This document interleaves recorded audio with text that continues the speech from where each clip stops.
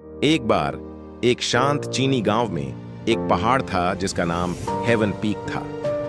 गांव वालों का एक सपना था कि वे उस पहाड़ की बिल्कुल छोटी पर एक मंदिर बनाएं, जहां उनकी प्रार्थनाएं आकाश तक पहुंच सकें। लेकिन चढ़ाई बहुत कठिन थी, रास्ता खतरनाक था। बुजुर्गों ने घोषणा की, जो कोई भी छोटी तक सीढ़ियां बना देगा वह स्वयं को और पूरे गांव को सम्मान दिलाएगा।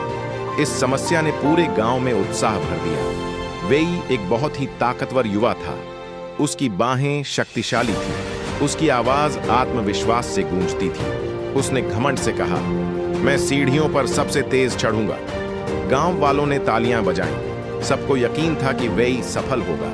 लेकिन तभी एक और व्यक्ति आगे आया, एक बूढ़ी विधवा जिसका नाम लिन था।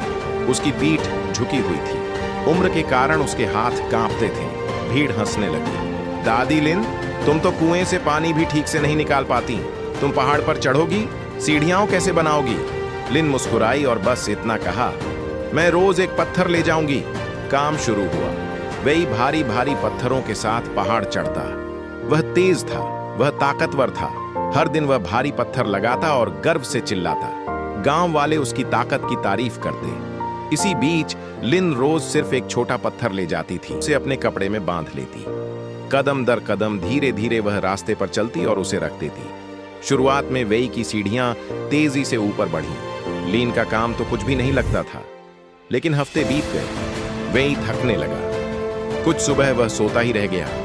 दूसरे दिनों में वह कहता, कल मैं दोगुना करूंगा। उसके पत्थरों का ढेर जल्द ही पहाड़ी के नीचे पड़ा रह गया। और लिन, वह कभी नहीं रुकी। गर्मियों की तपन में, शरद की हवाओं में, सर्दियों की बर्फ में, वसंत की बारिश में वह हर एक दिन चढ़ती रही। उसके पैर कांपते थे, फिर भी वह कहती, आज बस एक और पत्थर, सिर्फ एक।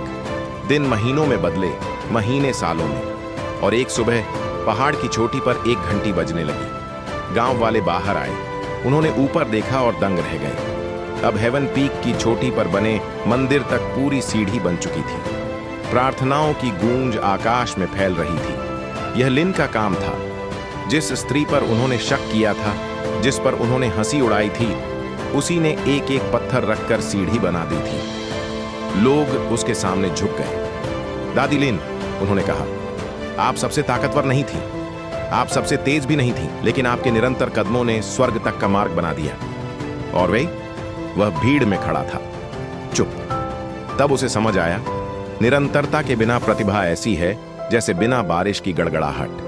वह शोर तो करती है, पर धरती को पोषित नहीं कर पाती। उस दिन के बाद उस सीढ़ी को धैर्य का मार्ग कहा जाने लगा। दूर दूर से यात्री उसे चलने आने लगे, उस बूढ़ी स्त्री की कहानी से प्रेरित होकर, जिसने रोज एक पत्थर रखकर स्वर्ग का मार्ग बना दिया था। तो इसे याद रखो मेरे मित्रों, जो लोग कभी कभी महान प्रयास करते हैं, वे सफल नहीं होते। सफल वे होते हैं जो हार नहीं मानते। सबसे छोटा प्रयास भी यदि रोज दोहराया जाए तो वह सफलता के पहाड़ में बदल जाता है। आज अपना पत्थर उठाओ, कल एक और उठाओ, और एक दिन तुम भी अपने ही पहाड़ के राजा बनोगे, अपने धैर्य से बने रास्तों के निशान छोड़ते हुए, क्योंकि निरंतरता हमेशा प्रतिभा को मात देती है।